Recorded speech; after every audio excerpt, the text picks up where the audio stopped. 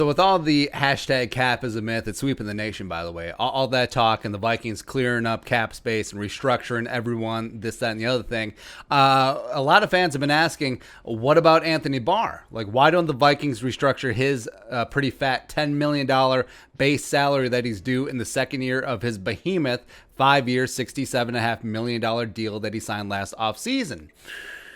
Well, there's a pretty simple answer for that.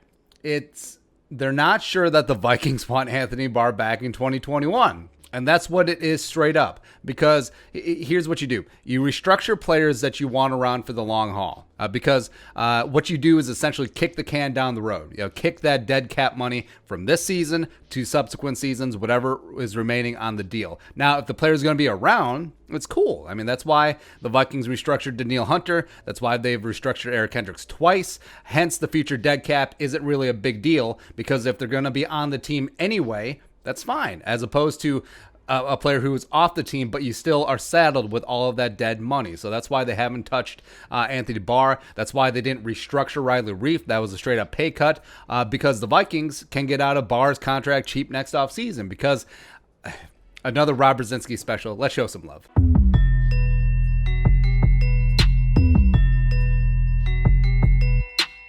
Because like most Brzezinski deals, it's smoke and mirrors. So in reality, it's a 2-year contract disguised as a 5-year deal. Because Anthony Barr is due to have a $15.5 million cap hit in 2021 to go with a $12.3 million base salary. But none of that is guaranteed, and only $7.1 million of that base salary guarantees on the third day of the new league year. So the Vikings can move on from him before that and have only a dead cap of $7.8 million over 3 years, aka his prorated signing bonus, which could be spread out if they designated him a post-June 1st cut or trade. So the reason why the Vikings didn't restructure his $10 million base this season to make room for the Dalvin extension, and why they decided to ring Kendricks' bell again, is that they didn't want to create dead money on a player who might not be back.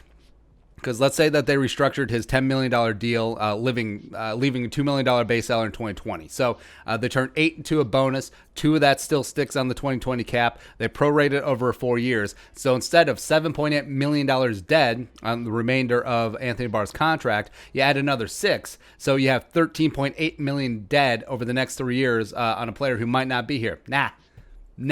Fad to that. And this, like we've said, is a very important year for Anthony Barr because I've been a Barr apologist for years, and I felt like he takes a lot of slings and arrows that some he deserves, some he certainly does not, but he played like ass week 1 against Green Bay, and after that monster contract, he turned in the worst season of his career.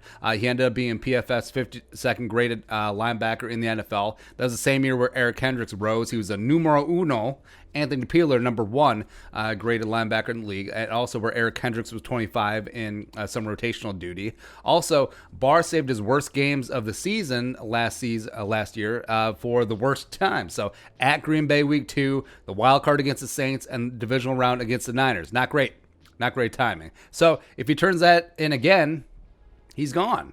So the Vikings will re-sign Eric Wilson, who's playing on a restricted free agent deal. Troy Dye, the 4th-round pick out of Oregon, can step up. So that is the reason why, yes, there is always money in the banana stand, but that's the reason why they didn't restructure Anthony Barr, even though he is a prime candidate to, because they want the ability to cut or trade Anthony Barr and not be saddled with a big-time dead cap figure for the next couple of years. So it does make sense. Frankly, I think it's even more likely that Anthony Barr gets traded this year than they restructure him at any point. But again, we'll see from there. So that is the answer to the question. Why didn't the Vikings restructure Barr? Why they hit Kendricks up again? Again, it's not so much a penalty. Kendricks still gets all that money. Actually, gets all of it up front. But it's just more a procedural logistics.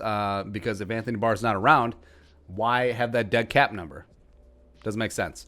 But your thoughts on why the Vikings didn't restructure Anthony Barr, let us know in the comment section below. Subscribe for daily Vikings takes. Want to support that work? Pull some in the Venmo. But until next time, Skull Production Value.